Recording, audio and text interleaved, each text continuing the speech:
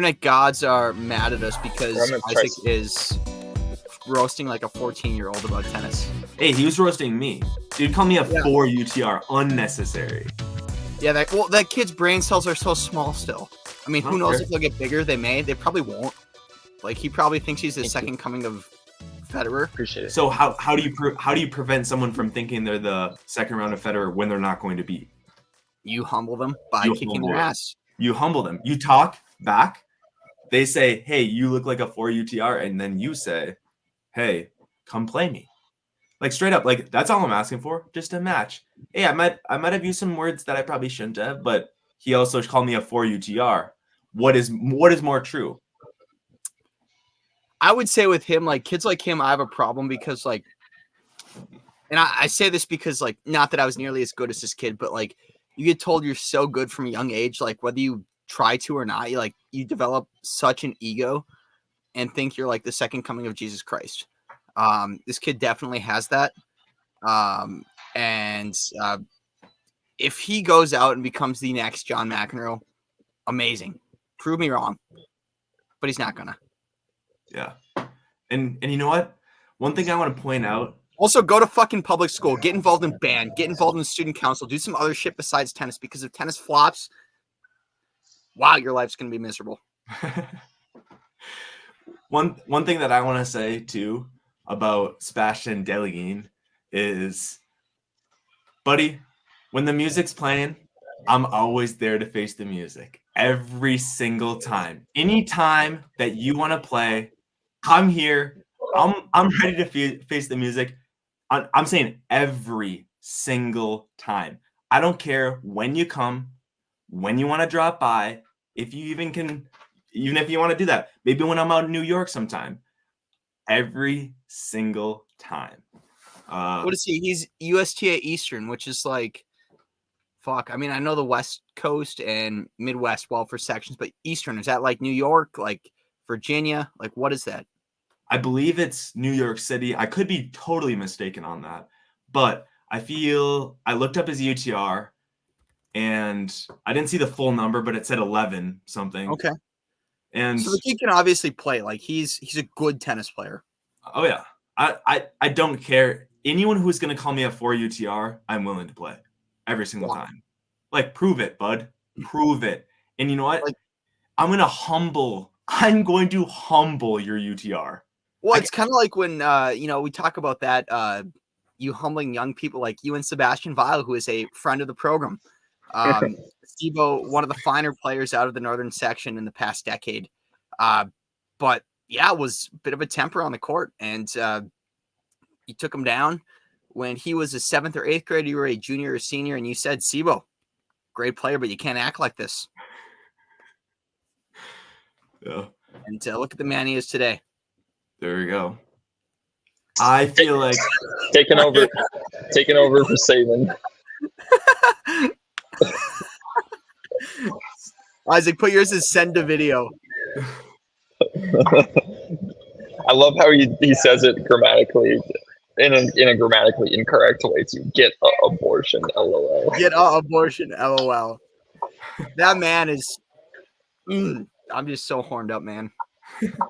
Like, I went to this wedding last night, and this was my first wedding. Boys were like, so I knew like 3 people well. I knew Kayla Trone, the bride, well. I knew Sarah Malhouse well.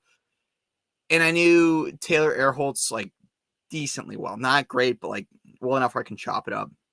Bunch of hockey boys there, a bunch of D3 hockey guys, a couple D1 hockey guys too, which I mean, that's always a treat and a pleasure. But the Wolves were on, and sport is the common denominator. I pulled up with these boys. I was like, boys, you want a Zin? We watched ball, and it was beautiful. I didn't actually ask them if they wanted a Zin. That was just for the content, but next time. Yeah. Dude, I'll get some Coleman 6s. Absolutely. We need to honor our boy Jeffrey and his graduation and his Team Spirit Award or whatever he won in this here chat. So I'll say this. So for those who don't know, my younger brother Jeffrey, you know him as a friend of the program, graduate of Gustavus Adolphus College and a member of the men's tennis team. Good tennis player for North Dakota, 2-time state doubles champion. Never got a sniff of the top lineup at Gustavus because Gustavus is quite good.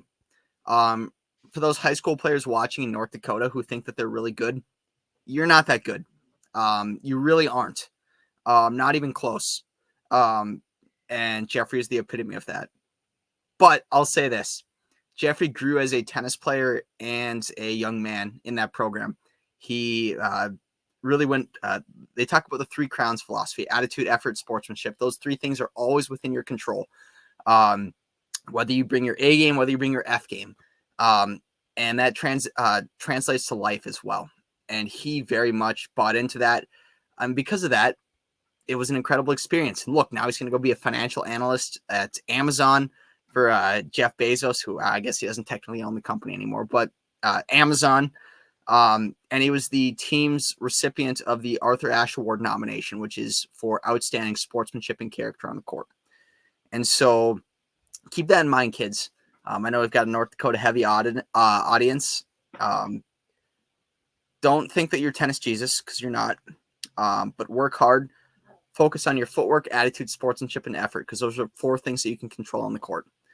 And yeah, just very happy for my brother. We went down there for his banquet this past weekend. And yeah, I got a bit emotional.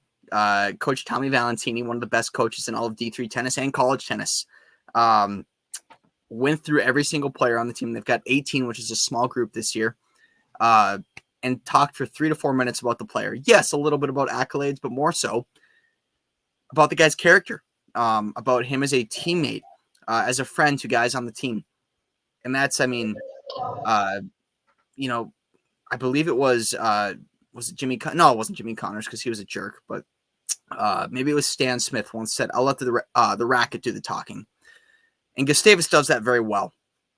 But when you keep values and morals and character at the forefront, good teams don't have to talk about how good they are. And Gustavus is a great example of that. Yes, am I talking about them like I have a boner for them? Absolutely, because I do. I think it's a great program. So did he speak about every single player? They had 18 players or 18 seniors? 18 players. Yeah, so he talked about every single player. Ooh, wow. I didn't realize they're that small. Yeah, it's a small year for them. Yeah, it was a 3+ hour banquet. Wow. It should have been like the roast of Tom Brady, where Tommy just goes up and roasts each player for 3 minutes. But wait, you said Jeffrey was going to be a financial what list? Did you say financial analyst? Oh, okay. Accountant, essentially. Okay. Yeah. We can do that. We can do that. I'll be the anal, David. You be the list. Yes, absolutely. Does that mean I put in your anal, or you go in mine? Too far. We're in too deep. You're nice. Dave, I heard that you're going to be giving us a live stream of potentially some grilling action. Yeah, absolutely. So I'll go get the grill set up. In the meantime, I would love for our viewers to hear, Federer and Nadal, as the tennis folks call them, the groupies, are doing a Louis Vuitton commercial together. It's beautiful. At the same time, Federer is releasing, or he's not releasing, but they're doing a docuseries or documentary on him on Netflix. So I would love to hear a classic MFK with Federer, Nadal, and Djokovic with Ike and Big Bet as I get my grill set up. Ooh, all right. I'm excited to see some grilling action. And when David comes back, we will see what he has to say about, I guess, his MFK. Bart, would you like to start this off? Oh, man. This is tough. I think it's... I grew up a huge Fed fan, so I feel like I got to go Mary Fed. Fed's everyone's favorite. He's the fan favorite of all time, honestly. Just the most graceful, effortless game, top-notch talent. Maybe doesn't have the hustle and desire that Nadal or Djokovic did, or at least the optics don't point it that way, based off of just what their games look like. But yeah, I got to go with Fed. He's like a big reason why I love tennis growing up too. Loved watching him. every summer growing up, watch Wimbledon and the French Open in my parents' garage, TV going, banging a tennis ball against the wall. Yep, just talked myself into that.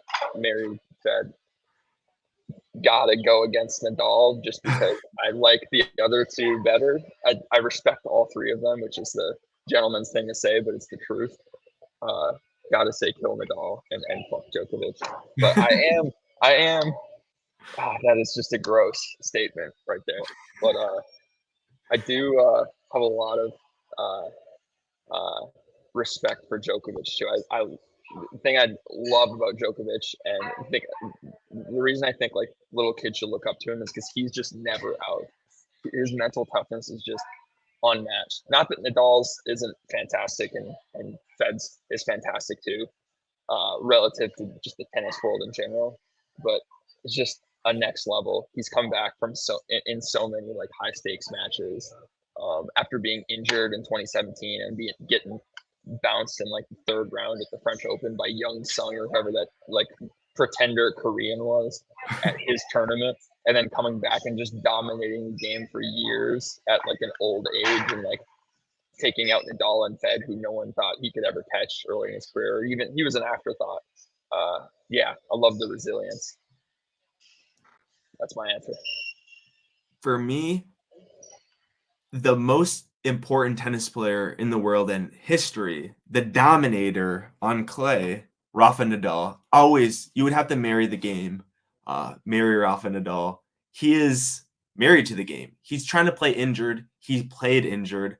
There's no one that you can look up to more, I believe, than someone like that. He's created his own tennis academy where he has other pros going and playing there. He's connected. I think he's very awesome in a business sense. So spending a lot of time and potentially on the golf course, improve my strokes. You know what I mean? I would have to kill Fed. Yeah, I mean, out of the three, he's the worst one. And it's kind of not close. I mean, 20 majors. We thought of this guy as just the dominator, but he slowly crept behind. I mean, adios, I guess. And I can't say that I would F Djokovic, but I would F him over. Is I'm a Team Nadal guy, live or die. Always Nadal. So that's my answer. Dave, what do you think for your FMK? Ooh, Well, yeah, it's a little ASMR right there. It's kind of like on X and XX when they give you like the preview of the gold, but you can only watch a few minutes of it. So we'll get to that in a second. We'll give you the full subscription, but yeah, I would go this. It's a tough one. I heard Cart mention like early on in our childhood, and honestly through our childhood, Fed was the guy. Even as Nadal became progressively more a better player, more successful player, title wise. But Federer, for me, is the foundation. He's the reason that I really like tennis. Him and Andy Roddick, who, by the way, is going to be in Wimbledon, North Dakota tomorrow, filming a commercial per Eric Porter, friend of the program and member. But yeah, so I'd marry Federer. I'd probably fuck it all because, man, talk about a guy who he's a righty by trade, like origin wise. He's right-handed.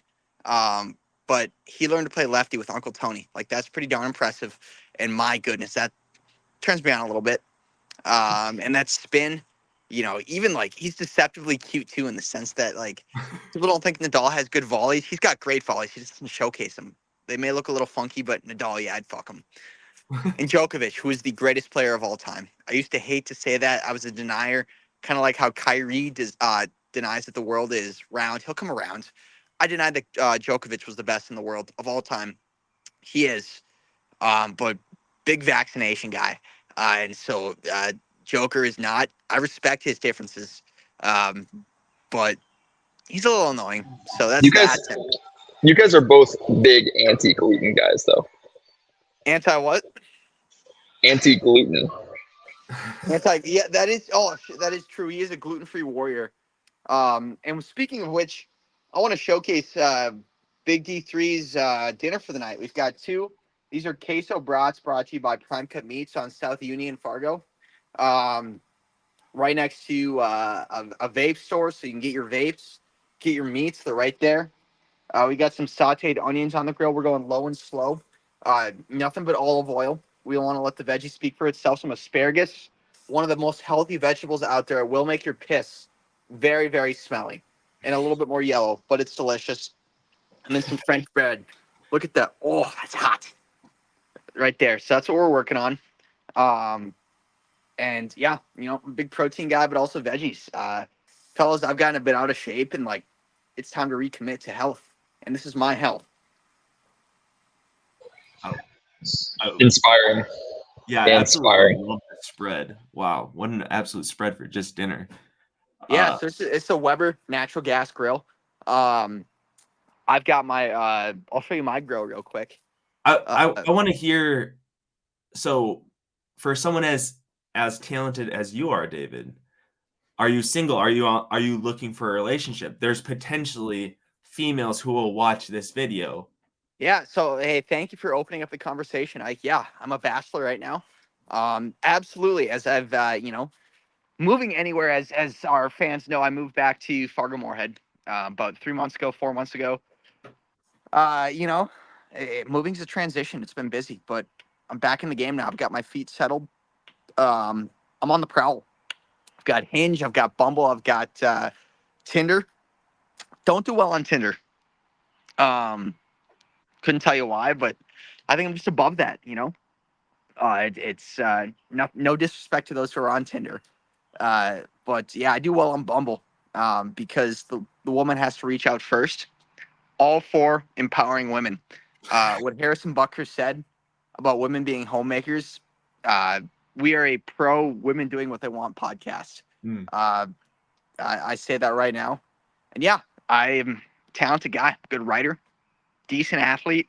I played the trombone through college, so that's pretty sweet. Um, what else about me? Uh, Politically, I'm very much just a curious guy. I've got my beliefs, but I'm willing to entertain those of others, even if I disagree. Uh, you know, I'm not a Marjorie Taylor Greene, but I'm not an Alexandria Ocasio Cortez. So that's hit me up, ladies. Mixed doubles partners. Yeah, doubles partners potentially for life. That wasn't a PSA because there was no safety net, but it was a PA, a public announcement. Yeah. There's nothing safe about dating me. I'll tell you that. We're getting rough and rowdy. I also really like dogs. If you have a cat, that's fine. But if you don't like cats or if you don't like dogs and only like cats, we're gonna have an issue. So,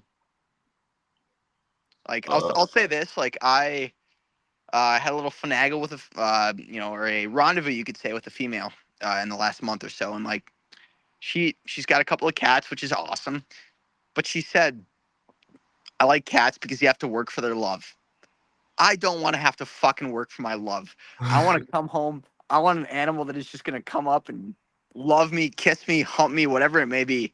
Um, and, you know, it's beautiful. That's the greatest thing with dogs. I've got Millie, our dog, at home. When I move into my next apartment or house, whatever it may be, hopefully a house in Moorhead, because Moorhead's a great community. I want thing that, whether I have a great day, whether I have a bad day, I want that thing on me. Yeah, retweet fave, and yeah, one potential future customer of yours, David, and maybe the dating department is Camila Giorgi, formerly, and she just retired. We covered that on our last video. Just retired, and she has fled Italy. Rumors have said. Yeah. Another person on Twitter stole some property. Yeah, mentioned she stole $100,000 worth of paintings, pictures, stuff like that from a house, like an Airbnb. She's on fire, but she might be fleeing to the United States. That's where rumor has it she's coming. Do you think she's going to end up in Fargo, North Dakota? I'll be honest with you, Ike. I would not be shocked because I'm gonna go back inside now. We're gonna turn the grill off, low and slow. I'm not smoking these, but we got some time, and I'm not that hungry yet. Big lunch, but I will say this: like, there's a reason that Fargo, North Dakota, has the most missile, or not Fargo, North Dakota in general has the most missile silos in the country. Nobody fucking goes to North Dakota. If you want to commit a heinous crime, you go to North Dakota. I'm going to get off the phone now, go back on the PC. I have to agree with Dave. This is why Craig Cobb just tried to start a racist community, buy a town, and start a exclusively racist community in North Dakota, like a straight up white supremacist town. Wait, so say this again. Someone created like racist colony? Yeah, there was this guy named Craig Cobb in like 2017 or 2016 or whatever that tried, or I think he actually did. He bought a town. I don't know how you do that, but he did. And then I don't know if he was like recruiting through online forums or something, or like what he was doing. If he has like kind of a cult following or what, I don't know. But all I know is he did attempt to basically create like a white supremacist haven in some tiny North Dakota town that he purchased. Damn, that's absolutely crazy. That's happening in today's time. There's Dave. Boys, do we want to end the video here? Do we want to continue on? What's the thought? Well, so I heard some of Carter's remarks. He's spot on. The town was Leith, North Dakota. And normally in life, it's good to be, on lists. But when you have a profile on the Southern Poverty website, that's not a good thing. And Craig certainly does. I believe that he is facing some health ailments right now, and I'm a man of God, but that guy can go rot in hell. Piece of shit. Yeah. But let's talk about this. NCAA men's and women's tournaments. I should say the team section of it just finished up. Texas is the state of tennis, apparently. We've got TCU winning the men's team tournament. Texas A&M winning the women's. What are our thoughts? One person who I was cheering against was Texas A&M Carson Branstein. I believe she might have won the NCAA down there, the SEC championship, but she denied me. I asked her to come on the pod. Hey, Carson, would you like to come on, banter with the boys? Blah, blah, blah, blah, blah. No response. Response. So I haven't messaged anyone else in college tennis. So she's just slightly one tier below the rest. So we should honestly, on that topic, we should get Nick Beattie back on. I want to talk about him. The Longhorns obviously fell short to TCU, but heck of a season. You could say that they lost because of Nick Beattie. You could also say that they made it as far as they did because of Nick Beattie. And I would argue for the latter. But, I mean, anytime that Ohio State loses or doesn't make a national championship in any sport, I'm happy. So congrats to TCU. And, it is what it is. Yeah. Horny Frogs out. We'll end it there.